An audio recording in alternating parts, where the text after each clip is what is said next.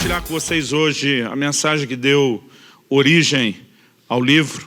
Eu quero que você, então, me acompanhe ali em Filipenses, no capítulo 3. Nós vamos ler os versículos 7 e 8 de Filipenses 3. Depois que a gente lê, eu vou pedir para você manter o texto aí ou aberto ou marcado, porque depois eu quero voltar nos versículos anteriores. Paulo diz assim: mas o que para mim era lucro, isso considerei perda por causa de Cristo. Sim, deveras considero tudo como perda, por causa da sublimidade do conhecimento de Cristo Jesus, meu Senhor, por amor do qual perdi todas as coisas e as considero como refúgio para ganhar a Cristo. Nesse texto, o apóstolo Paulo faz uma declaração.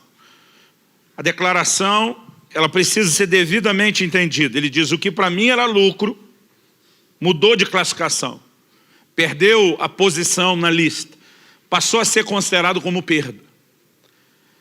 Ele diz: e a única razão para esse rebaixamento de categoria, do que antes era importante para algo não importante, do que era lucro para perda, né? A única razão desse rebaixamento na categoria foi por causa da sublimidade do conhecimento de Cristo Jesus, meu Senhor. Ele diz: por amor de quem? Então ele está falando de uma descoberta que gera paixão, que gera atração. Em outras palavras, ele está dizendo: a descoberta de Jesus o colocou numa posição onde passou a ver em mim tamanho amor, tamanha paixão, tamanha fascinação e admiração por ele. E ele passou a ocupar um lugar de tão grande importância, que o que antes era importante, comparado com esse nível de importância que ele passou a ter, já não é mais importante como era antes.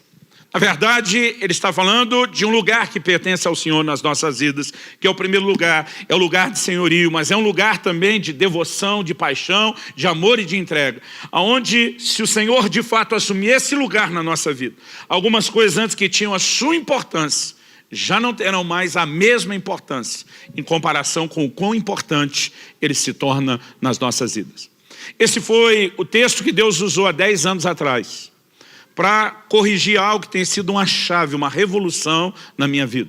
Eu nasci e cresci num lar cristão, eu sou grato a Deus por isso, eu aprendi muita coisa sobre o relacionamento com Deus, né? Eu sou o que alguns chamariam do rato de igreja, aquele que sempre viveu nisso, e tem alguns comportamentos que nós temos, que normalmente a gente não para, às vezes, para pensar por que tem e por que age como age. Mas há momentos onde Deus precisa apertar melhor os parafusos e trazer alguns ajustes. Então, a história dessa mensagem, ela começa há 10 anos atrás. Na verdade, antes desse confronto de Deus, em fevereiro, eu tomei uma decisão em dezembro de 2007, que eu contei aqui.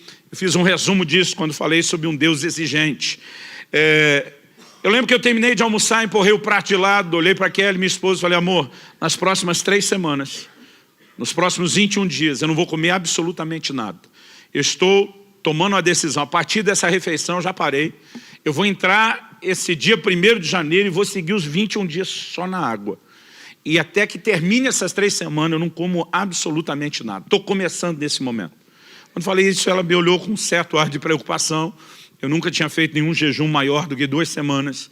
Eu lembro que a pergunta daquele foi: Deus te pediu isso? Tipo, você não está indo longe demais? E eu falei para ela: não, Ele não me pediu. Eu vou fazer porque eu quero. E eu falei para ela: eu quero mais de Deus na minha vida. Eu quero buscar a Deus como eu nunca busquei antes. E eu decidi, antes de virar 2007 para 2008, que 2008 seria o ano da busca, que eu ia buscar a Deus como eu nunca tinha feito na minha vida. E o jejum era apenas uma das coisas que eu queria ir além. Na verdade, eu li a Bíblia várias vezes naquele ano de 2008. E para que eu pudesse cumprir o que eu me determinei a fazer, eu comecei a fazer as contas. Quantos capítulos tem a Bíblia? Quantas vezes eu ia ler a Bíblia? Então, aquela quantidade de capítulos, vezes aquela quantidade de vezes, dividido pelos 365 dias do ano. E eu tinha uma cota mínima de leitura todos os dias, que se acumulasse ia dar trabalho. Então, eu comecei com determinação, dizendo: eu vou cumprir a meta, eu vou gastar tempo em oração. E entrei buscando a Deus para valer. Fiz os 21 dias de jejum. Depois que o jejum terminou, continuei o ritmo da oração, da leitura bíblica. E nós estávamos ainda no começo do ano, meados de fevereiro. E tivemos uma reunião, né, nossa reunião com líderes, 10 anos atrás, ela acontecia na sala de cima que as crianças usam hoje antes de sair para as classes. E naquele momento, era só para a gente fazer uma oração e já entrar na nossa conversa, no nosso treinamento. A gente não tratava aquilo como um culto. Enquanto nós orávamos, alguém passou a mão no violão e cantou uma canção do Marcos Witt. Eu te busco, te anelo, te necessito. Quando a gente estava cantando aquilo, sobre buscar Deus, anelar Deus, né? Alguma coisa aconteceu assim de muito diferente. Eu não sei como foi para todo mundo. Para mim foi uma experiência única, singular, um marco de Deus na minha vida e na minha história. Eu sei que alguma coisa aconteceu para todo mundo que foi generalizado. Todo mundo começou a se prostrar, ajoelhar, deitar para o chão, alguns sentavam e era um choro generalizado. Eu comecei a chorar e eu não sabia porque eu estava chorando, mas eu chorava quase convulsivamente. Eu comecei a perceber enquanto chorava um sentimento de arrependimento se formando dentro de mim. E o sentimento de arrependimento era por não estar buscando a Deus como deveria.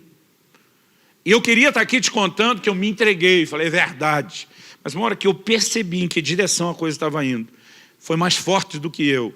Eu não consegui controlar ou evitar aquela reação. Na verdade, fui indignado, quase revoltado. Eu tinha acabado de fazer o maior jejum da minha vida. Eu estava lendo a Bíblia e orando, mas assim, dedicadamente. E de repente me vem esse sentimento de que eu não estou buscando como deveria. Eu não verbalizei, porque a gente não tem coragem de falar com Deus desse jeito, mas para Deus você não precisa verbalizar.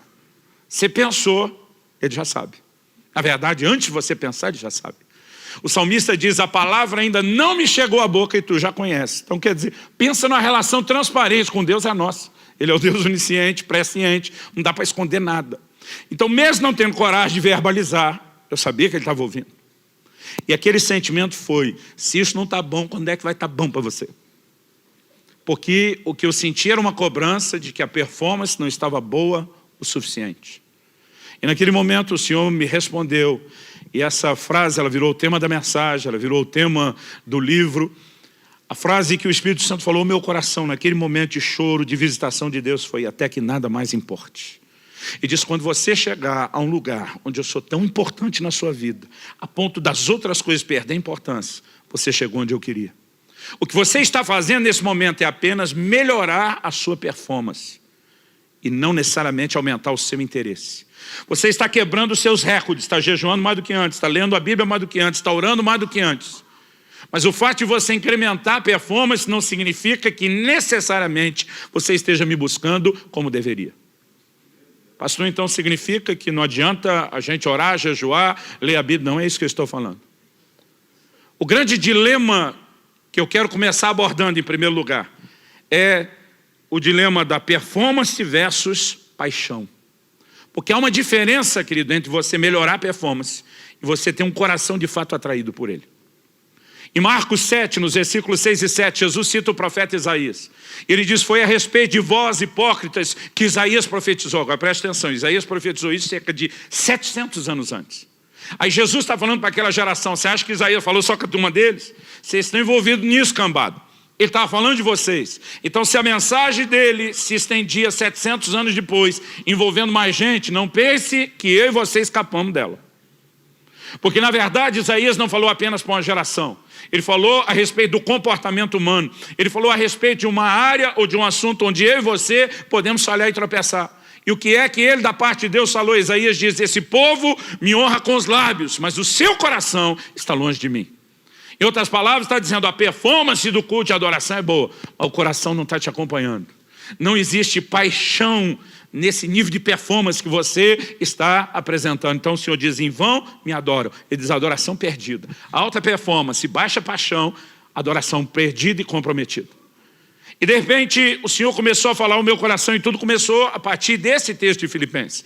Na verdade, pedi para você deixar aberto, volte comigo no versículo 4 de Filipenses 3. A gente leu o 7 e 8, agora vamos ler o 4, 5 e o 6, e aí você vai entender o contexto da declaração de Paulo. Ele diz, bem que eu poderia confiar também na carne. Se qualquer outro pensa que pode confiar na carne, eu ainda mais. Circuncidado ao 8º dia, da linhagem de Israel, da tribo de Benjamim, hebreu de hebreus, quanto à lei fariseu, quanto ao zelo perseguidor da igreja, quanto à justiça que há na lei, irrepreensível. O que Paulo está dizendo? Está dizendo, gente, eu já nasci, vamos falando no linguajar que você entende, eu já nasci crente. Circuncidado ao 8º dia, apresentado, dedicado a Deus desde a minha infância, oferecido para pertencer ao Senhor, criado nessa estrutura religiosa, mas em outro texto ele diz, me avantajando aos da minha idade. Ele diz, quanto ao zelo, eu fui fariseu. Os fariseus eram parte da seita mais severa dentro do judaísmo. Hoje, talvez, a maneira de se referir ao que eles eram seria classificá-los como os beatos carola, aqueles que realmente eram empenhados. Ele diz, de acordo com a justiça que há na lei, eu fui irrepreensível. Ele estava dizendo, pensa num cara que andou na linha. Ele diz que até a perseguição na igreja foi por zelo. Ele classifica depois, sem entendimento, escrevendo aos romanos, mas com zelo, na boa intenção. Em outras palavras, Paulo está dizendo, olha para a minha vida religiosa, para a minha alta performance, eu era o cara. Então, quando lá na frente ele está dizendo que antes para mim era lucro, eu considerei perda. Durante muito tempo eu lia esse texto, imaginando que Paulo estava falando da vida errada antes da conversão. O que antes para mim era lucro, era importante. Aquele tipo de prazer, aquele tipo de realização que era a gratificação carnal. Agora que eu sou de Jesus, já não é mais lucro. Agora eu entendi que é perda e faz dano. Eu pensava isso assim. Não é disso que Paulo está falando. Ele está dizendo aquela performance que eu valorizava tanto, que era tão importante, que eu me orgulhava dela, aquilo que era lucro. Diante da sublimidade de conhecer a pessoa e entender o que é paixão por ele, a performance desmoronou, ela perdeu completamente o seu valor. E naquele dia o Senhor falou comigo, o que você está fazendo é melhorar a performance e não necessariamente melhorar a sua busca. Porque aperfeiçoar a sua busca não é quebrar os seus recordes e melhorar suas marcas, é aumentar o seu interesse por mim. E nesse momento o Senhor falou, não é necessariamente o que está acontecendo dentro de você. E aquilo foi um choque. É muito importante que a gente comece falando desse dilema de paixão versus performance. Na carta ao anjo da igreja de Éfeso, no Apocalipse 2, de 2 a 5. O Senhor Jesus começa elogiando uma igreja de alta performance. E diz, conheço as tuas obras, o teu labor e a tua perseverança. O que eu vejo aqui, nessas 3 declarações, obra, labor e perseverança, é uma progressão. Obras, mostra que eles eram ativos.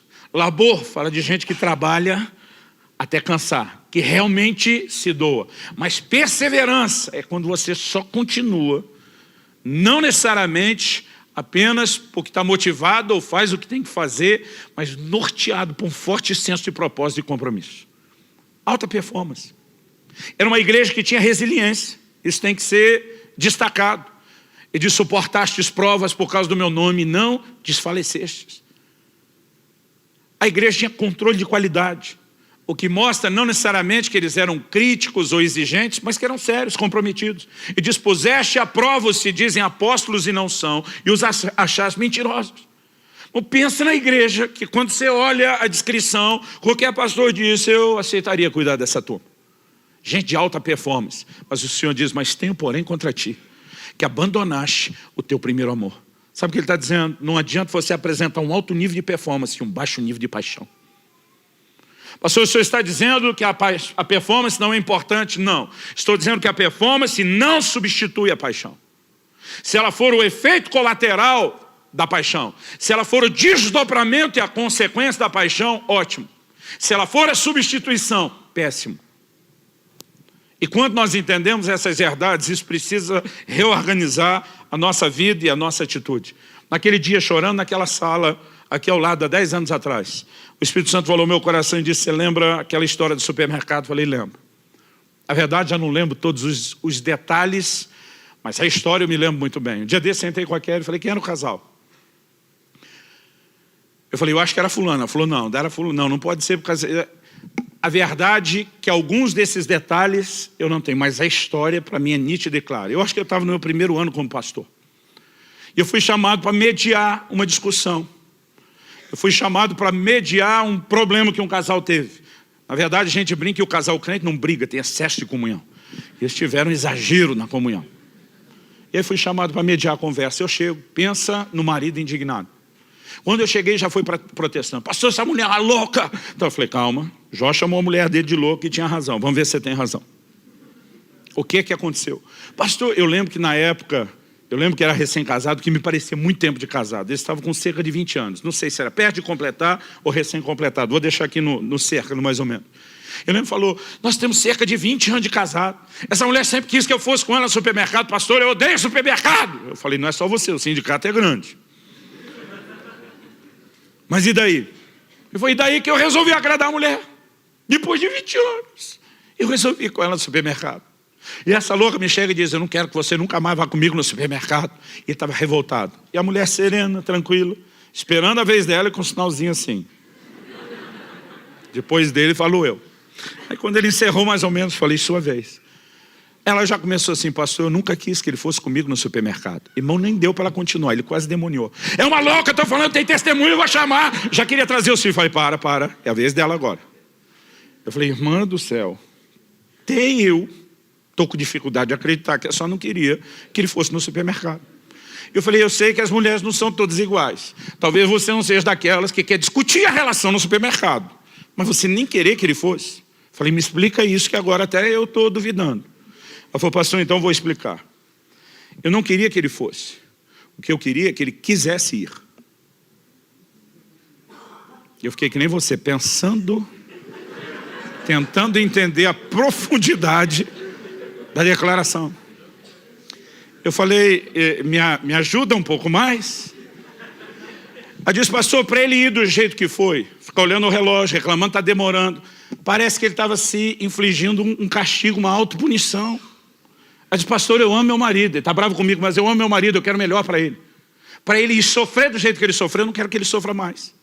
Então o que eu queria não é que ele fosse, o que eu queria é que ele quisesse ir. E se ele não quer ir, então que nunca mais vá.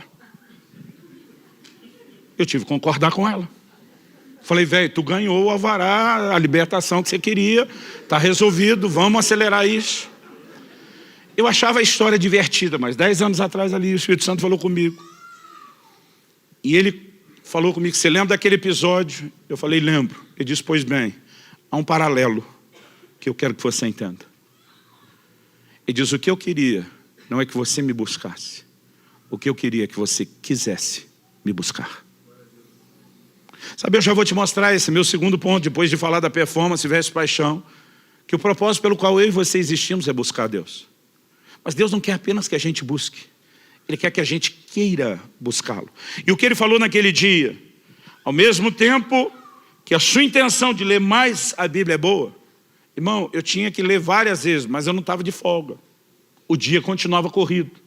Então eu chegava em casa, depois que o dia acabava, aí eu começava as minhas horas de leitura bíblica. Eu sou um cara que eu troco a noite pelo dia fácil, eu sou notívago. Mas isso é bom quando você pode trocar pelo dia e dormir de dia. O problema é que eu estava num ritmo de vida comum, era o ano inteiro. Então não tinha como ficar madrugada, acordado e dormir até tarde depois. Então, na primeira semana é uma coisa. Eu já estava há 1 mês e meio naquele ritmo, dormindo bem menos. Então chegava ali 2, 3 da manhã, eu estava quase dormindo em cima da Bíblia. E o Senhor começou a falar no meu coração. O que você está fazendo ao só melhorar a performance é quase que se infligir uma autopunição, um autocastigo. Agora, vamos ficar aqui lendo a Bíblia e tornar esse tempo chato e enfadonho, mas vamos cumprir com o compromisso. Eu comecei a perceber que há uma diferença entre você buscar e você entender o que é buscar do jeito que Deus espera. Eu sei que a partir daquele dia tem uma frase do renomado escritor C.S. Lewis, que ela ganhou um significado completamente novo para mim. C.S. Lewis costumava dizer, o cristianismo, se é falso, não tem nenhuma importância. E diz, se é verdadeiro, tem infinita importância. O que ele não pode ser é de moderada importância. E na verdade, eu concordo plenamente com ele. Irmão, se Deus é tudo que a Bíblia diz que é, se o nosso relacionamento com ele pode ser tudo o que a gente entende na palavra que é. Deus não nos chamou apenas para viver uma vida religiosa. O Salmo 25, 14 diz, a intimidade do Senhor é para aqueles que o temem, aos quais Ele dará a conhecer a sua aliança. Desde o Éden, eu brinco que Deus não respeitou nem a lua de mel do casal. Ele queria estar todo dia junto, tinha uma visita diária. Ele está dizendo, eu quero ter comunhão com vocês, criaturas. Eu quero me relacionar com vocês. Esse tem sido o anseio de Deus ao longo da existência da humanidade, desde o começo. É o propósito de Deus. Deus não queria apenas que eu e você abraçássemos o livrinho das regras e disséssemos, vamos andar direitinho, fazer tudo direitinho, fazer porque tem que ser feito. Na verdade, o que Deus espera é que a gente dê o devido lugar a Ele. Então vamos lá, gente, se isso tudo é verdade, então tem infinita importância. Se não é, e a conversa mole, não merece importância nenhuma. Mas a maioria de nós acaba vivendo a vida cristã, dando a Deus e as coisas de Deus um moderado grau de importância. Não quer dizer que não tem. Você está aqui, domingo após domingo, está tentando viver a vida cristã, mas muitas vezes Jesus não está nesse lugar, onde Ele é mas tão importante, que o resto perde a importância diante do lugar que Ele ocupa. E eu comecei a perceber uma outra coisa. Naquele dia, tem alguns versículos da Bíblia que você lê, relê, e às vezes parece que você não enxerga. Naquele dia o Senhor me guiou a Atos 17, eu quero que você abra lá comigo. O Senhor me guiou a Atos capítulo 17. Eu quero que você leia comigo os versículos 26 e 27. Enquanto você vai localizando o texto, eu quero te dar aqui o pano de fundo, o contexto. Paulo está pregando em Atenas, na Grécia. Agora, o contexto não é só onde aconteceu. A gente tem que pensar no pano de fundo histórico. Nos dias de Paulo, que tinha cidadania romana, apesar de ser judeu, também tinha cidadania romana, quem dominava o mundo dos seus dias era o Império Romano. No entanto, antes de Roma, o império que dominou o mundo antes de Roma foi a Grécia de Alexandre o Grande. Alexandre não manifestou só o poderio militar e econômico, mas ele tinha uma visão de expansão da cultura. A helenização, nós vamos espalhar a língua, nós vamos espalhar a cultura, os nossos valores. Então, o Novo Testamento foi escrito e produzido na época do Império Romano, mas foi escrito em grego. Porque a influência era a língua universal daqueles dias. Alguém esses dias falou, pastor, é tipo o inglês daqueles dias. Eu falei, mais ou menos isso. Agora, o que eles espalharam não foi só a língua, foi uma cultura. E Paulo está em Atenas, que era o maior palco da filosofia do mundo da sua época. Até hoje não se estuda filosofia sem se remeter aos mestres gregos. E Paulo está lá no centro, no ninho, no coração do lugar que influenciou o mundo. E ele começa a abordar a questão de propósito nesse cenário. Para que Deus criou o homem? Eu não creio que isso foi acidente. Paulo está intencionalmente mexendo naquele tipo de resposta que os gregos mais procuravam. Lê comigo.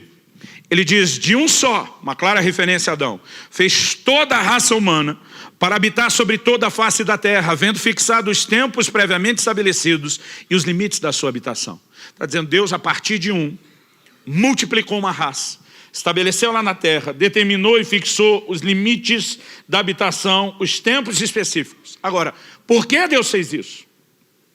Nós estamos falando de um Deus eterno, e a definição de eternidade em Deus é diferente da nossa, que a gente tem começo, mas não tem fim. Deus não tem começo nem fim.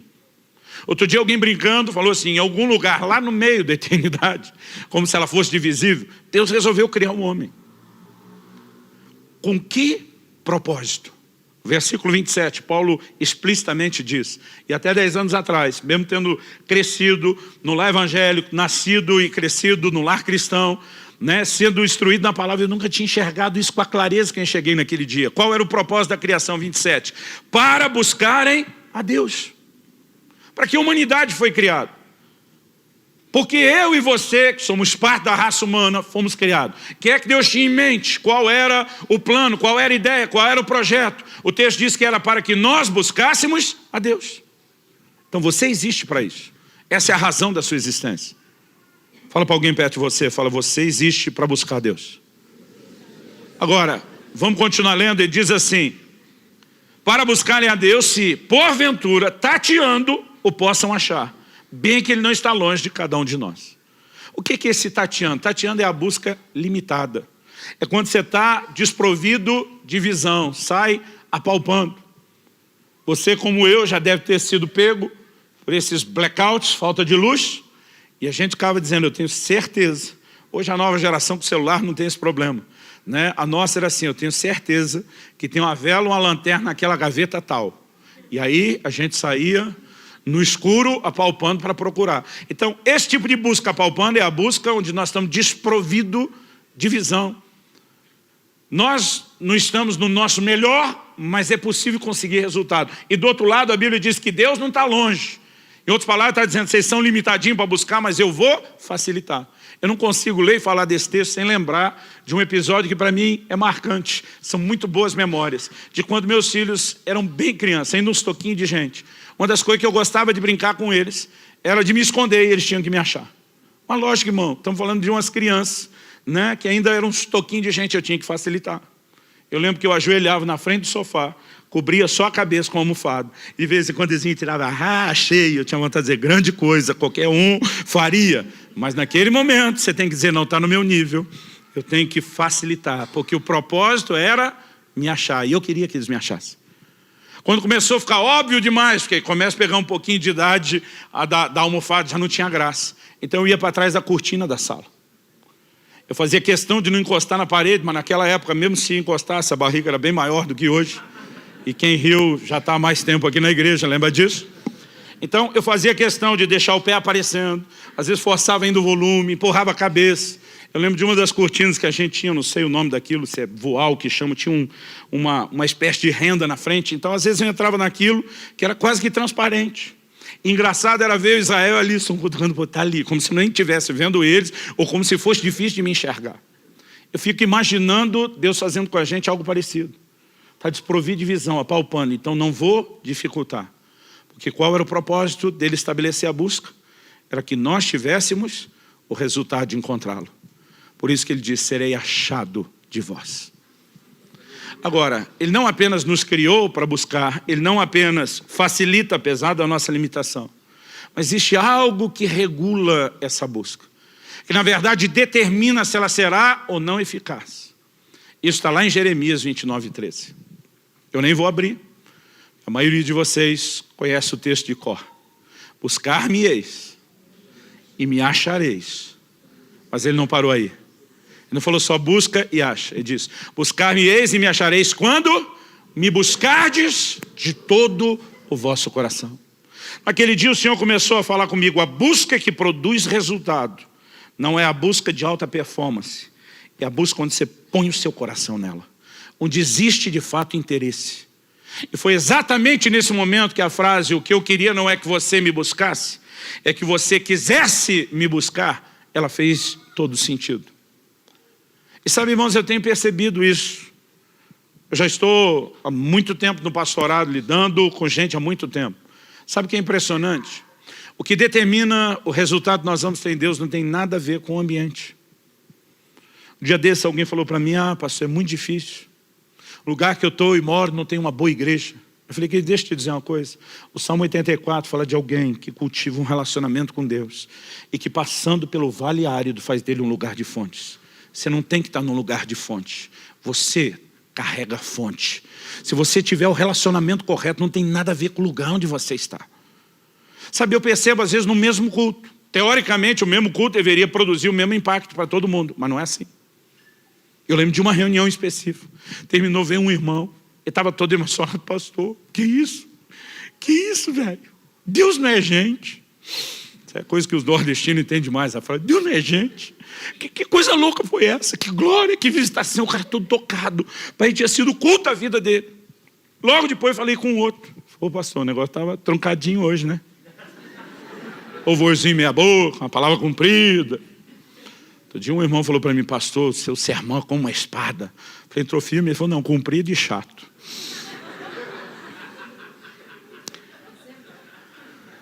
Esse estava brincando, os que normalmente pensam assim, normalmente não fala para a gente. Aí, essa pessoa está dizendo, o cultinho truncar. Eu estou pensando, os dois estavam na mesma reunião, porque não é possível. Esse aqui dizendo, Deus não é gente, dizendo que foi a glória. E esse outro dizendo que a coisa foi ruim. Irmão, deixa eu te dizer, nem sempre é a reunião. A maior parte das vezes é você. É o seu coração. E nós precisamos entrar nesse lugar onde o nosso coração começa a ser tão atraído, tão cativado pelo Senhor, que isso não apenas vai fazer as outras coisas perder importância e garantir que Ele tem um lugar de preeminência, de primazia na nossa vida, Alguém me perguntou esses dias, pastor, esse livro é a respeito de amor por Jesus? Eu falei, não, esse livro é a respeito de tudo na vida cristã. Quando perguntaram a Jesus qual é o maior mandamento, ele diz, amarás ao Senhor teu Deus de todo o coração, com toda a alma, com todo o entendimento, com todas as tuas forças. O que é que Jesus estava dizendo? Que isso é o que de mais importante tem, você não vai achar nada na Bíblia que concorra com isso. Por que é o mandamento mais importante? Porque ele gera alinhamento em todas as áreas. E o maior mandamento não é só amar a Deus, é amar a Deus com tudo que há em você. Você tem que pôr tudo de você nisso. Quem ama o Senhor de todo o coração, anda em obediência. Jesus diz, aquele que tem os meus mandamentos e os guarda, esse é o que me ama. Porque é impossível você colocar Deus nesse lugar da maior importância e cuspir na cara dele, pecando deliberadamente todo dia. Ou ele está nesse lugar, isso vai te afastar do pecado, ou você está envolvido com outras coisas e não deu a ele a devida importância. Paulo diz que o amor é o cumprimento da lei. Quando nós entramos nesse lugar, isso não só define a posição que o Senhor tem na nossa vida, não só define as respostas que nós devemos dar, gera um efeito em cadeia em todas as áreas da nossa vida. E nós precisamos entender por que o assunto é tão sério. Nós não estamos falando mera e simplesmente de paixão. É muito mais do que isso. Se envolve o lugar de senhorio, envolve o lugar de primazia dele, envolve as escolhas que eu e você teremos que fazer. Eu gosto de uma frase de Wesley. Ele diz que não se admita no coração outro desejo ou propósito, cujo objeto supremo não seja ele. Toda vez na história que você acha os santos homens e mulheres de Deus que chacoalharam a geração, você vai perceber coisas em comum. E uma delas é o nível de inclinação, de predisposição que eles tinham no coração, entendendo a razão pela qual haviam sido criados e por que existiam. Irmão, você já parou para pensar por que é que Deus te deu o direito de escolha? Por que é que Ele deu o livre-arbítrio? Todo dia alguém falou, pastor, mas Deus dá ao homem a opção de pecar. O senhor acha mesmo que foi uma boa ideia? Deus dá ao homem a opção de não escolhê-lo. Falei, eu não olharia por esse lado. Deus nos deu a opção de escolhê-lo. E não a opção de não escolhê-lo. O que Ele queria é que nós usássemos a escolha e por decisão fôssemos ao encontro dEle. Agora, que sentido faz? Deus, em vez de programar eu e você para ser um robô automatizado que faça a vontade dEle, Ele nos dá o direito de escolher porque Ele quer que a gente escolha correto. E daqui a pouco eu e você estamos vivendo a vida cristã debaixo de um peso, de um fardo, da obrigação de fazer algo que o nosso coração não está tão alinhado. Se nós não corrigirmos isso, que nós já perdemos a essência de tudo. E se você entende que o propósito pelo qual o homem existe é a busca, e que a busca que Deus espera é essa onde põe todo o coração, então você vai descobrir que um dos seus grandes inimigos que atrapalham o propósito pelo qual você existe, uma das grandes armadilhas da sua vida não é só o pecado. Durante muito tempo eu tinha claro e definido, meu maior inimigo é o pecado. Alguém me perguntou, pastor, não é o diabo? Eu falei, não, é o pecado. Porque se eu não pecar, o diabo não pode fazer nada comigo. A Bíblia diz que aquele que está em mim é maior do que aquele que está no mundo. Só que a Bíblia diz para não dar lugar ao diabo. Isso acontece quando eu e você pecamos e quebramos princípios. Então eu falei, o que eu preciso é me vigiar. O que eu preciso é me guardar. Eu tenho que me manter longe do pecado. E durante muito tempo na minha vida cristã eu pensava, esse é o problema. Mas há 10 anos atrás, naquela salinha, o Espírito Santo falou comigo, você não está errado quando reconhece que o pecado é um inimigo. Você está errado quando acredita que ele é seu único inimigo. O Senhor diz, um inimigo que vocês não reconhecem como inimigo, porque ele não tem cara de inimigo. E vocês não conseguem ver o dano porque não entenderam nem o propósito pelo qual existe. São as distrações. Eu quero falar um pouco a respeito disso. Porque talvez o que nos impeça de entrar nesse lugar de busca, onde nada mais importa, não é que Deus não tenha a sua importância, é que nós deixamos que outras coisas sejam quase tão importantes quanto Ele. E se nós não chegarmos nesse lugar onde nada mais importa, Paulo diz, em nada tenho a minha vida como preciosa. Ele está dizendo, eu estou me lixando do que vai acontecer. O que tem valor é agradar o meu Senhor Jesus, o resto não importa. Há um lugar, querido, onde nós estamos tão alinhados com o coração de Deus, que a nossa vida reflete e transborda isso o tempo todo. Agora, quando não estamos, nós podemos estar nos enganando. Em Êxodo, no capítulo 5, dos versículos 7 a 9, nós vemos que quando Moisés é enviado por Deus para falar a Faraó, para libertar o povo, a palavra que Moisés traz a Faraó é, deixa meu povo ir para que me adore. O propósito da redenção, o propósito da libertação, era um só, adoração. Deus não queria apenas tirar a nação de Israel do Egito para dizer, ó, eu não estou aguentando ver vocês sofrendo, quero melhorar a vida de vocês. Quero que vocês mandem no nariz de vocês, tenham liberdade. Deus não queria tirá-los de lá apenas para melhorar a vida terrena. Ele está dizendo, eu quero tirar vocês desse lugar e conectá-los comigo. Eu quero que vocês entrem no lugar da adoração. Eu quero que vocês entrem no lugar da intimidade. Agora, vamos pensar, porque há um paralelo por trás disso. No momento que Moisés fala isso para o faraó responde, esse povo deve estar muito ocioso para estar pensando em adoração. Ele diz, vamos encher o povo de trabalho, para que eles não tenham tempo de pensar em adoração. Qual era a proposta? Vamos distraí-los. Vamos roubar o foco deles. Agora a pergunta é, isso foi só a ideia de um déspota daquela época? Na simbologia bíblica, Faraó, ele tipifica Satanás. Aliás, o paralelo é enorme. Eles, como nação, Israel estava debaixo do senhorio de Faraó? Sim. Estavam debaixo de escravidão de um tirano? Sim. Essa é a nossa história. Colossenses 1,13 diz que Deus nos arrancou do império das trevas. A gente também estava. Quando foi que eles saíram? Na noite em que o cordeiro de Páscoa foi imolado. O sangue foi derramado. Quando foi que eu e você saímos debaixo do tirano que nos oprimia? Quando o Senhor Jesus morreu por nós. E Paulo escreve aos Coríntios e chama Jesus de o nosso cordeiro pascal. Agora, não era só a morte do cordeiro. Eles tinham que pegar do sangue do cordeiro e colocar nos umbrais das portas. Assim como também o que muda a nossa história e gera a nossa libertação, não é mero e simplesmente o fato de que Jesus morreu. É quando nós nos apropriamos do seu sangue, da sua obra, e trazemos isso para a nossa vida. O paralelo está definido. Quando eles saem do Egito, a nação de Israel é levada, conduzida por Moisés até o Sinai. No Sinai, Deus faz algumas declarações sobre quem eles são.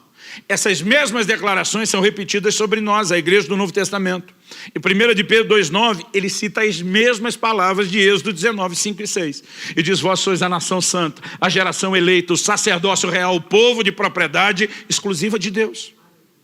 Eles estavam sendo libertos daquela escravidão para adorar o Senhor. E a gente? Zacarias, pai de João Batista, cheio do Espírito Santo, profetiza. Em Lucas 1, lá no final daquele capítulo comprido de Lucas 1, e diz assim, para que libertos das mãos dos nossos inimigos, o adorássemos em santidade e justiça todos os nossos dias. O paralelo se cumpre de ponta a ponta. Então a questão é, era só a ideia brilhante do faraó de distraí-los? Ou isso na simbologia bíblica representa uma armadilha que o mesmo Satanás que quer nos enredar no pecado, que é chamado de tentador, tem para nos parar em relação ao propósito? Agora, sabe o que é interessante? Nós somos a geração que mais viveu conforto, tecnologia, avanço, descoberta na história da humanidade. Nunca antes se desfrutou tudo que a gente tem. Locomoção depressa. Eu falei aqui esses dias, Paulo faz uma viagem de Jope, Pedro faz uma viagem de Jope a Cesareia Marítima, 2 dias caminhando, irmão, 30 quilômetros por dia. Eu fiz o mesmo trecho de carro em 40 e poucos minutos. Eu brinco que se Paulo olhasse isso lá do céu, ia falar para Deus, é injusto. Irmão, só naquele trechinho que eu fiz em 40 minutos, eu salvei 2 dias da minha vida. Era 2 dias de tempo livre comparado à vida de Pedro que eu poderia ter. Mas não importa o quão rápido as coisas ficam, a gente arruma mais coisas para fazer. Eu lembro do início do meu ministério, de eu fazendo visitas nas casas. E eu peguei o fim de uma era, de uma outra geração, que era a geração dos meus pais. E eu lembro que por mais de uma vez cheguei numa casa para comer. E a família que me convidou, ela fez um macarrão caseiro, desde a massa. Não se pegava molho de tomate pronto, se pegava os tomates. Ia se preparando a massa, o molho, tudo enquanto a gente ia conversando. Eu já sou de uma geração que na verdade comprava o macarrão um pouquinho mais adiantado no supermercado, pelo menos já pronto. Mas a nova geração, ela é impaciente. Que os 3 minutos do miojo demora muito ainda para eles. E quanto mais se facilita, mais coisa a gente arruma para fazer. Irmão, eu lembro da época em que a gente tinha que programar para ter tempo num fim de semana e conseguir assistir um filme, porque era 2 horas, era muito tempo num dia. A nova geração toma um porre de série, um episódio atrás do outro sem parar. E quanto mais tempo a gente ganha em algumas coisas, mais a gente perde em outras. Porque, na verdade, a gente toda hora se deixa distrair. Alguém disse, um certo pregador disse, que uma das coisas boas das redes sociais. Na época, o Instagram não estava em alta como agora, e ele falou do Facebook e do Twitter. Aí ele diz o seguinte, uma das coisas boas é que quando nós chegarmos diante de Deus para prestar conta, não vai colar desculpa, eu não tinha tempo para orar. Porque o Senhor vai puxar o registro e dizer, e essas horas que você gastava todos os dias nas redes sociais? A maioria de nós não enxerga, mas há muitas distrações. Em Lucas 14, Jesus estava comendo, a partir do versículo 15 até o 20, nós temos esse relato. Jesus está comendo e alguém solta um comentário, bem-aventurado quem comer contigo no reino. Jesus aproveita o contexto, tanto da comida como do comentário do camarada, e fala de uma parábola, de uma ceia, um banquete que foi preparado. Banquete na Bíblia, querido, é mais do que comer para repor as forças no dia a dia. Fala quando se senta para celebrar algo, do tempo de comunhão, é a valorização, tem convidados. E ele preparou o banquete e convidou. E não é um convite assim, dizendo, gente, daqui um mês vai rolar, põe aí na agenda. É mais ou menos o seguinte, estou te chamando, nós vamos ter um grande banquete, vai ser tudo preparado. E naquela época, vai ser tudo preparado, se preparava mesmo do começo ao fim. Quando estiver pronto, nós vamos chamar vocês. Nós não estamos falando de dias, nós estamos falando de uma expectativa de algo que vai acontecer no mesmo dia. E quando o banquete estava pronto e mandou a notícia para os convidados, eles começam a dar desculpas. Jesus relaciona 3 desculpas. O primeiro diz, comprei um campo, não posso ir. O segundo diz, comprei 5 juntas de bois e tenho que experimentá-las, não posso ir. O terceiro, na verdade, diz, casei-me, portanto não posso ir.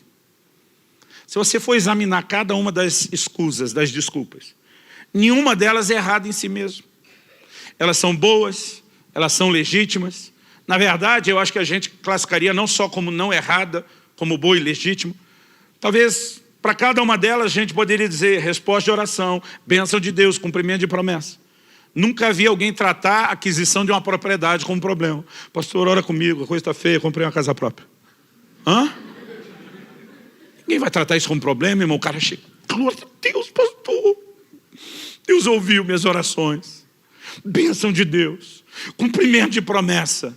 Além de não ser errado e ser algo bom e legítimo, a maioria de nós ainda vai olhar, bênção do Senhor. O segundo diz, comprei 5 juntas de bois. A gente às vezes não mensura isso porque o contexto cultural é diferente.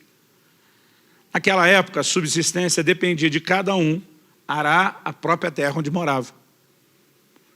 Eles não tinham comida pronta sendo vendida o tempo todo como a gente faz hoje.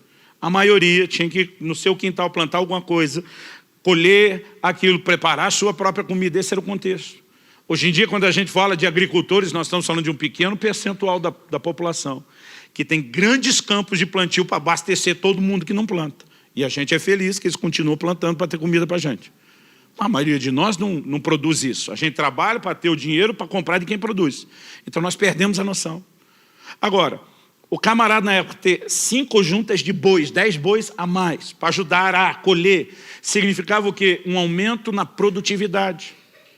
Aumento na produtividade significava também aumento nos ganhos. Você consegue imaginar alguém chegando e dizer, cara, ora por mim, coisa terrível, meus ganhos esse mês triplicaram. O cara aumentou a produtividade, está tendo retorno com isso? Empolgação, bênção de Deus, resposta de oração, cumprimento de promessa. Você não vai achar algo ruim naquilo. A terceira desculpa, então, nem se fala. Essa não dá para criticar, porque é a ideia de Deus. O cara diz, casei-me. Criação de Deus. Não dá para olhar e dizer, cara, você errou escolher casar. Alguns erram com quem escolhe. Mas não é a escolha de entrar no casamento em si que seja errado. Agora, o problema não é se as coisas são certas ou erradas. O problema é que coisas boas, legítimas, certas, elas podem ocupar um lugar errado. Então, comprar uma propriedade não é ruim, mas se isso se torna desculpa para você deixar de viver a essência pela qual você existe e recusar atender o chamado de Deus, então essa coisa que não é ruim ocupou um lugar errado. Aumentar a produtividade não é ruim, mas quando isso começa a te distrair do verdadeiro motivo e propósito pelo qual você existe, então ocupou um lugar errado. Até o casamento, Paulo escreve aos Coríntios e fala de um solteiro que pode se dedicar desimpedidamente ao Senhor, enquanto o marido e a mulher não tem que agradar o outro. Ele não está revogando, dizendo, ó, Deus mudou de ideia, esse negócio do casamento não funcionou, deixa quieto, não é isso que ele está dizendo. Mas ele está dizendo, até aquilo que Deus deu, se você usar de forma errada, vai te atrapalhar no propósito para o qual Ele te criou. Então a questão não é se as coisas são certas, é o lugar que elas estão ocupando na nossa vida. É o valor que nós estamos dando a elas em comparação ao valor que deveríamos dar ao Senhor.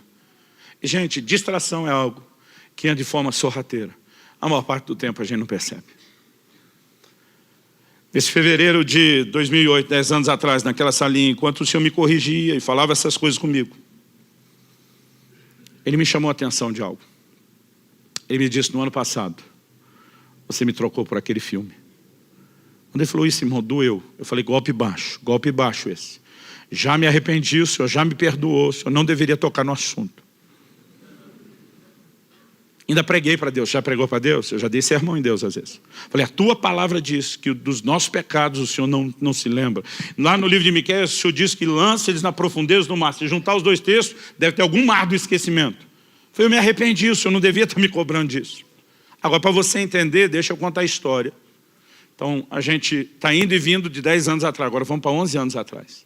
Fevereiro de 2007. Começamos o ano com um evento de avivamento, tipo o sobrenatural do carnaval. O evento era quinta, sexta e sábado. Na quinta preguei eu, sexta e sábado convidei um outro amigo que veio e nos abençoou muito. Na sexta Deus já usou ele assim de uma forma singular. E nós tivemos uma noite muito especial, tremenda. No final eu estava tão empolgado, falei, velho, você abençoou tanto meu povo. Foi hoje o que desejar a sua alma. Pode escolher o restaurante que você quiser. Não importa o que, não importa o preço. Eu vou te dar a melhor janta. Ele falou, quer mesmo me agradar, gordinho?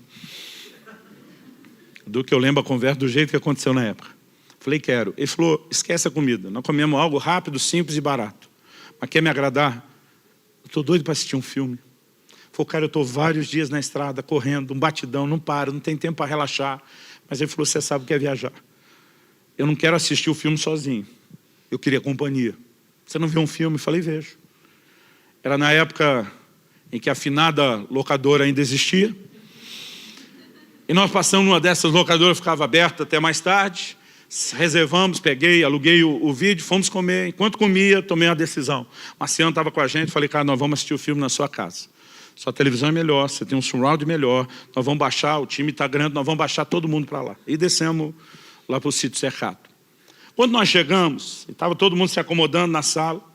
Esse pastor que já tinha estado na casa onde o Marciano morava na época, falou para os meninos da banda, louvor, estava com ele, falou, vocês já conhecem a sala de oração que ele tem aqui? O Marciano fez uma sala de oração naquela casa que era assim, espetacular. Eles, não, Marciano falou, então mostro para vocês. Já foi todo mundo levantando, eu falei, ninguém vai a lugar nenhum. Eu falei, nós viemos aqui para ver filme. Pensa numa coisa que eu tenho vergonha, gente. Qualquer crente falando isso era feio, mas o pastor de vocês falando isso. Mas não parou aí. Eu falei, se nós entrar naquela sala, vocês sabem o que é que vai acontecer. Nós vamos começar a orar, não vamos parar, não saímos mais de lá e não vamos ver o filme. Eu não percebi, irmão. Não é que eu não percebi que eu falei. Eu lembro que eu falei. Eu não percebi o que eu fiz. A turma na hora voltou, quem já estava saindo voltou, sentou e assistimos o filme. Agora pensa na desgraça do filme ruim. Ruim!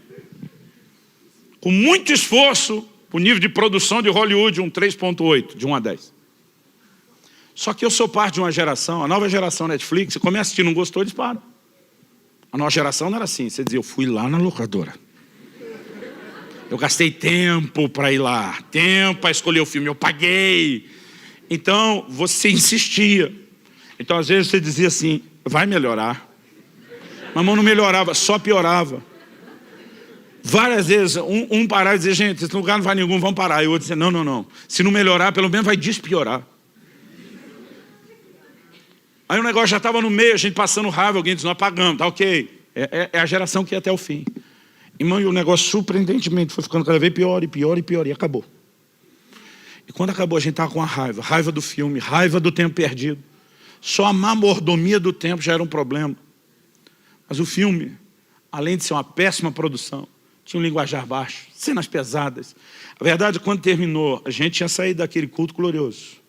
Se flagrou todo mundo que foi cheio, descobriu que tinha um vazamento.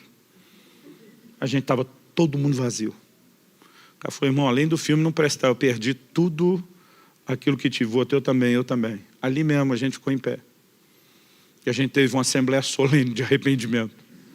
A gente orou, pediu perdão para Deus. Eu acho que eu estava com o sentimento de culpa pior, porque eu ficava lembrando, ninguém vai a lugar nenhum. Quer dizer, foi mal. Esse dia, um ano depois, o Espírito Santo falou, você me trocou, quando ele estava falando de distração. Você me trocou por aquele filme. E eu me defendi. Eu falei, não vale, eu já me arrependi. E ele me falou, um ano depois só, ele falou, você só se arrependeu porque o filme foi ruim.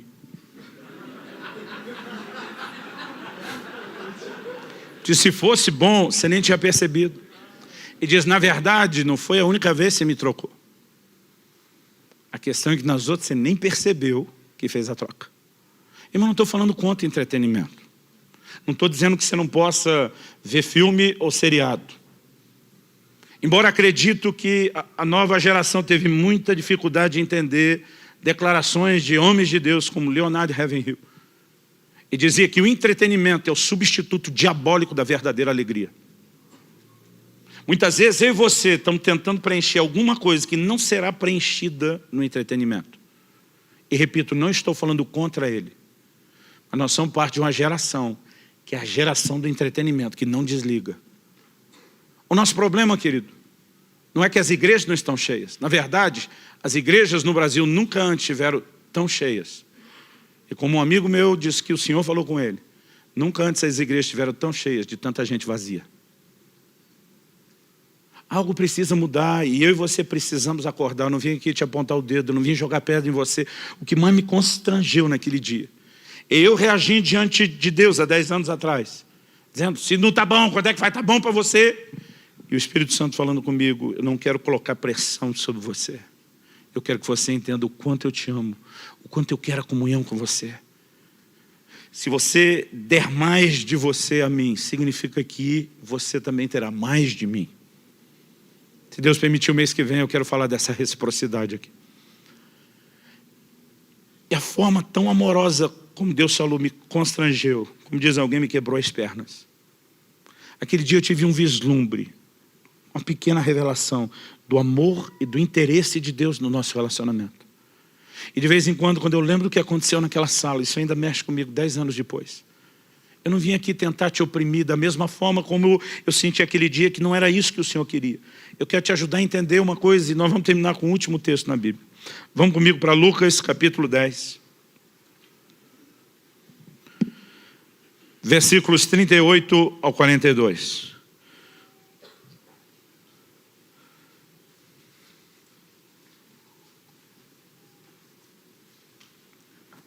O texto diz, indo eles de caminho, entrou Jesus num povoado. E certa mulher chamada Marta hospedou na sua casa. Tinha ela uma irmã chamada Maria, e essa quedava-se assentada aos pés do Senhor a ouvir-lhe os ensinamentos. Marta agitava-se de um lado para o outro. Sua versão diz agitava, a NVI diz estava ocupado com muito serviço. Essa palavra traduzida na versão atualizada de Almeida como agitava, ou na NVI como muito ocupado. Em muitas versões, principalmente as versões no inglês, ela aparece como distraía-se, ou estava distraído. A palavra usada no original grego é a palavra perispal. Ela significa separar, afastar, distrair, sentido primário. O sentido secundário ou de metáfora é entrar no estado de estresse mental, estar distraído. Ao mesmo tempo que fala de estar super ocupado, bastante atarefado, a ênfase também está na distração. Fala não só de alguém que está ocupado com algo, mas está ocupado com algo a ponto de não poder se ocupar com a outra coisa. Então o texto diz, Marta distraía-se de um lado para o outro, ocupada em muito serviço. Então se aproximou de Jesus e disse, Senhor, não te importas que minha irmã tenha deixado que eu fique a servir sozinha? Ordena-lhe, pois, que venha ajudar-me. Qual a indignação de Marta? E a gente costuma jogar pedra em Marta, mas irmão, eu entendo Marta. Se você receber Jesus encarnado, carne e osso, na sua casa, você oferecer qualquer coisa para ele? Eu fico imaginando a preocupação de receber bem o Senhor. Quando Kelly e eu éramos ainda recém-casados, o desafio dela era enorme. Ela estava terminando a faculdade, ela estudava de manhã, trabalhava à tarde para me ajudar a manter a casa e me acompanhava nas coisas do ministério à noite. Eu falei, amor, não é justo você desdobrar dessa forma. Para me ajudar, eu tenho que te ajudar também. Então, assumi com ela o desafio de ajudá-la em tarefas de casa. Só fiz um acordo pré-nupcial, nunca vou passar roupa. E quebrei o pacto, irmão. Devo ter passado 10 ou 12 camisas em 20 anos. Situações de emergência. Mas eu quero te ajudar. Eu lembro de um dia que eu cheguei um pouco mais cedo do escritório da igreja. E pensei, vou adiantar as coisas do almoço. Eu estava pensando, ela ligou em casa. A gente não tinha celular. Ela liga da faculdade, com telefone público, chama no telefone de casa. E ela diz, olha, eu esqueci de tirar uma coisa que está no freezer. Se você puder fazer isso, ela diz, ainda bem que você está aí, se puder fazer isso, vai adiantando para quando eu chegar, conseguir, porque era pouco tempo para fazer o almoço. Falei, moça, está por fora, não vou tirar nada do freezer. Hoje quem faz o almoço sou eu. Ela, uau! E o que temos para o cardápio? Irmão, já tinha separado um miojo, uma lata de sardinha, que ia dar uma melhorada no negócio. Mas eu acho que eu me empolguei. E eu falei para ela, massa com peixe. Ela no telefone, uau! Eu pensei, ela sabe o marido que tem. Não estamos falando do Masterchef. Mas desligou o telefone. Depois comecei a pensar, falei, a expectativa vai subir. E vai colidir com a realidade. Mas não tinha mais como ligar de volta. Aí eu estou preparando a massa com peixe, só imaginando o que é que está passando na cabeça dela. O que é que ela vem esperando, o que é que ela vai encontrar. E eu falei, meu Deus, como é que eu saio dessa agora? E aí, para tentar aplacar o impacto da chegada, peguei lembro até hoje, umas fatiazinhas de mussarela, cobri o macarrão que eu tinha feito, dei uma aquecidinha para dar aquela amolecida. Peguei um ketchup, desenhei um coraçãozinho bem bonito. Aí quando ela entrou, ela olhou, ah, que lindo, mas dá para ver a decepção, João. Por que eu estou contando isso? Irmão, se Jesus fosse comer na minha casa, nunca que eu ia dar massa com peixe para ele. Acho que nem colocando a mussarela com o ketchup em cima, enfeitando, eu teria coragem. Eu entendo, Marta. Agora, conhecendo um pouco da dinâmica de funcionamento das famílias, conhecendo um pouco da psicologia do funcionamento familiar, eu imagino que antes de Marta chegar desabafando com Jesus, o Senhor não se importa que eu estou trabalhando sozinho, manda minha irmã me ajudar. Irmão, quando a coisa chega nesse ponto, de dizer, diz para ela ajudar, e ela está na frente de Maria, quando chega ao ponto de falar com alguém da família, como se ela não estivesse presente, a coisa está feia. Eu lembro de uma visita que eu fiz, a família da igreja me convidou para almoçar, estamos lá. Terminou o almoço. Nós estamos saindo, o dono da casa está me acompanhando até o portão, falei para ele no caminho do portão, falei, essa semana eu quero um gabinete com você, nós vamos ter a conversa. Ele falou, tudo bem, a respeito do quê? Eu falei, a respeito do estado do seu casamento. Deus mostrou para você. Eu falei, não, irmão, você mostrou, você não conseguiu esconder. Ô pastor, a gente lutou tanto para esconder, o que eu fiz de errado? Eu falei, irmão, você fala com a sua mulher, mandando recado pelo seu filho na nossa frente. Menino, diz para sua mãe, o pior é que a mulher ainda respondia. Menino, diz para o seu pai. Eu falei, vocês estão na frente um do outro, conversa essa que diz para sua mãe, diz para o seu pai. Eu falei, eu nem percebi. Eu falei, eu percebi. E aí Marta chega e diz para Jesus, diz para minha irmã, a irmã está ali na frente de Jesus. Imagina, para chegar nesse ponto, ela deve ter antes, a Bíblia não diz isso, aqui é a minha imaginação santificada pelo Espírito Santo.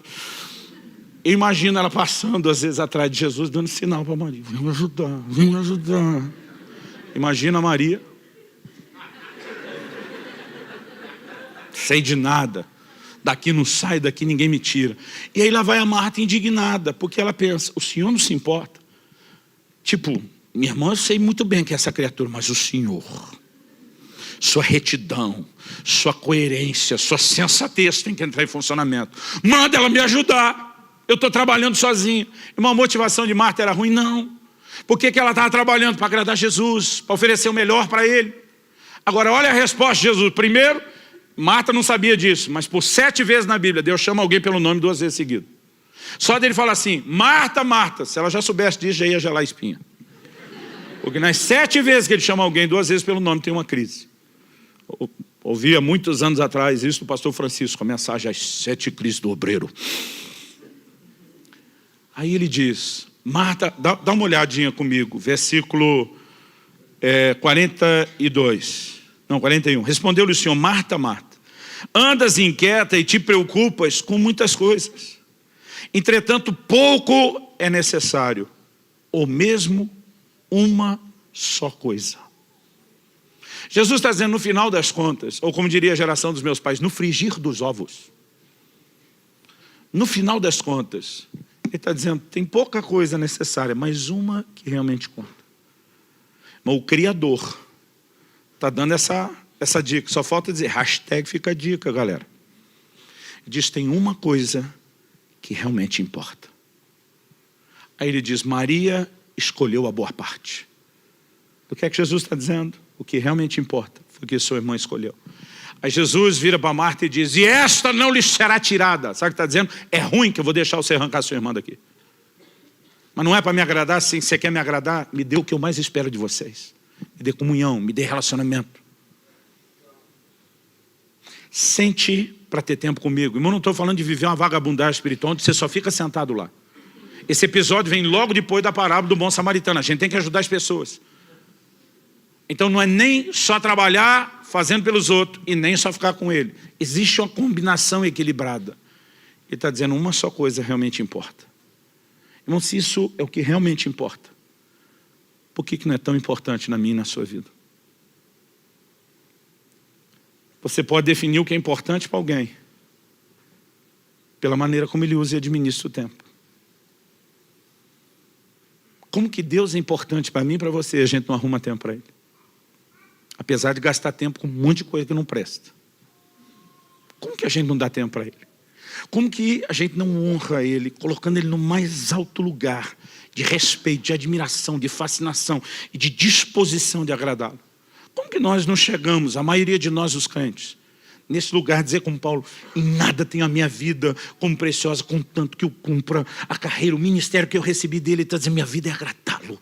Ele está num lugar tão importante, não importa se eu vou ser preso, não importa se eu vou apanhar, o que eu quero é agradá-lo.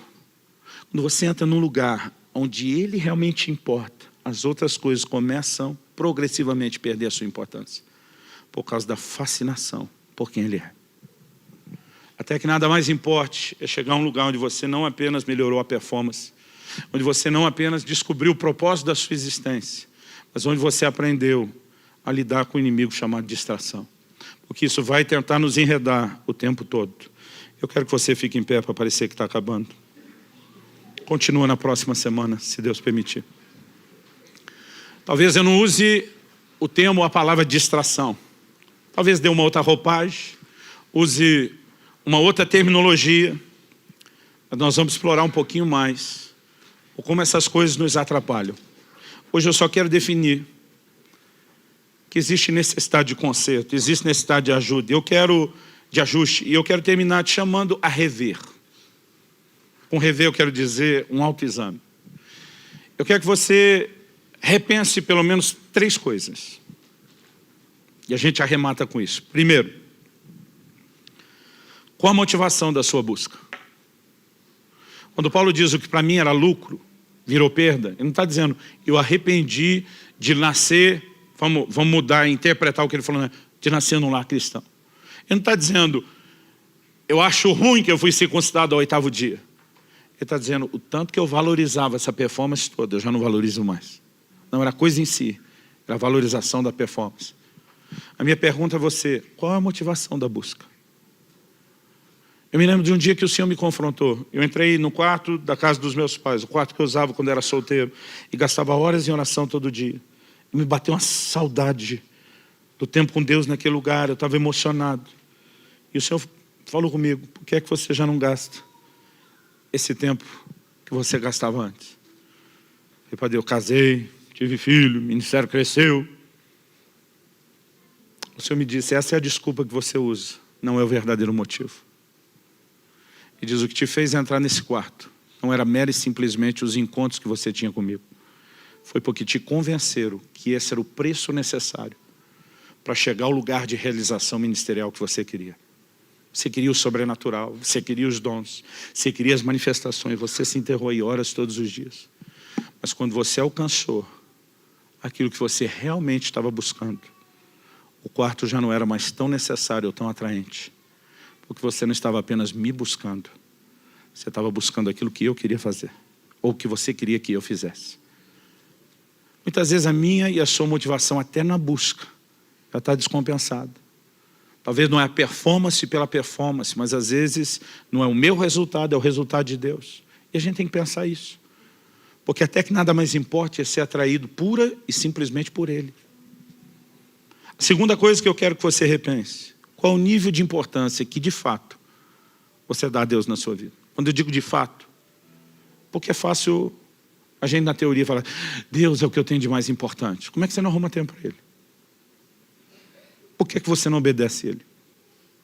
Por que a sua relação com Ele não é melhor se Ele é o mais importante? Então, de fato, qual o lugar que hoje Ele ocupa? A gente tem que repensar nisso. Terceira e última coisa. O quanto você tem se deixado enredar pelas distrações. Repito, não estou dizendo que você não tenha direito de entretenimento. Mas a questão é, no dia a dia, o que nos enreda a ponto de aquele que é mais importante ser só quase tão importante quanto as outras coisas e não ter tanta distinção. Não é o tipo de coisa que eu espero que termine aqui agora. Nós vamos orar. Eu creio que Deus quer fazer algo no meu e no seu coração. Mas eu espero que não termine aqui agora. Eu espero que você não apenas adquira o livro. Eu espero que você estude, leia, medite, rumine, avalie. Questione na sua vida como estão essas coisas. Eu gostaria que o nosso tempo de oração agora fosse, antes de mais nada, você não apenas se examinando, mas se permitindo também ter o exame do alto. Além do autoexame, tem o exame do alto. No Salmo 139, 23, 24, o salmista diz, sonda-me, ó Deus, e conhece o meu coração. Tem coisas que a gente não enxerga, até que Deus mostre. Mas para que Deus mostre, a gente tem que se expor, a gente tem que se fazer vulnerável a Ele e a ação dEle. Então coloca a sua vida diante de Deus. Eu quero que você ore por alguns instantes. Talvez você precise se arrepender de determinadas distrações. Talvez você precise se arrepender porque ele ainda não é tão importante quanto deveria ser na sua vida. Mas o mais importante é que você entenda que não está colocando sobre você um peso de culpa ou condenação. Antes de você fazer essa oração, eu quero citar uma frase que eu li em algum lugar e que me chamou muito a atenção, me fez repensar. William Inge, não sei se é Inge ou Indy que pronuncia o nome dele, disse: gastarmos 16 horas por dia em contato com as coisas dessa vida e apenas 5 minutos por dia em contato com Deus, será de admirar que as coisas dessa vida sejam para nós 200 vezes mais reais do que Deus? Eu acho que a mudança começa não só em olhar para dentro do coração, mas em reprogramar a maneira como eu e você vivemos. Deus não é uma pessoa para você ter apenas um breve e rápido encontro num culto de domingo ou numa reunião de célula. É alguém com quem você se envolve todos os dias. E à medida que você se aprofunda, não apenas na performance, mas na entrega de coração, você vai descobrir que não é só Deus que conseguiu mais de você. Você vai descobrir que você começa a desfrutar muito mais de Deus. Pai, a Tua palavra foi anunciada. E nós realmente precisamos de uma obra sobrenatural do Teu Espírito vivificando, aplicando a Tua palavra no íntimo de cada um de nós. E nós oramos que isso não termine aqui agora, junto com a reunião. Nós oramos que aquilo que o Senhor começou, a boa obra que o Senhor começou, seja aperfeiçoada, que ela continue. Que o Senhor encontre em nós espaço e resposta, para que haja alinhamento, para que haja ajuste, para que haja conserto. Mas o mais importante, Senhor, que não haja apenas uma tentativa e um mero esforço de Te colocar nesse lugar. Que os nossos olhos se abram, a ponto de entrar nesse lugar de descoberta, de fascinação. E que a sublimidade do conhecimento do Senhor Jesus realmente o coloque no lugar de maior importância, a ponto de mais nada ser tão importante. Nós queremos nos arrepender diante de Ti, Senhor. Porque muitas vezes até dizemos que estamos Te amando, mas não fazemos de todo o coração. Muitas vezes estamos Te buscando, mas não de todo o coração.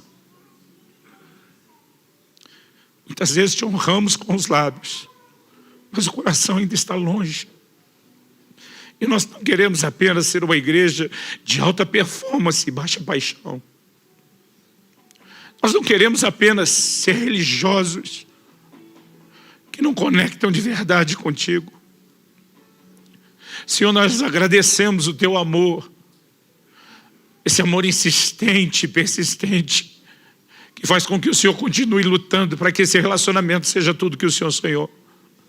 Que Te leva a ser paciente e misericordioso com cada um de nós e continuar insistindo. Nós Te somos gratos.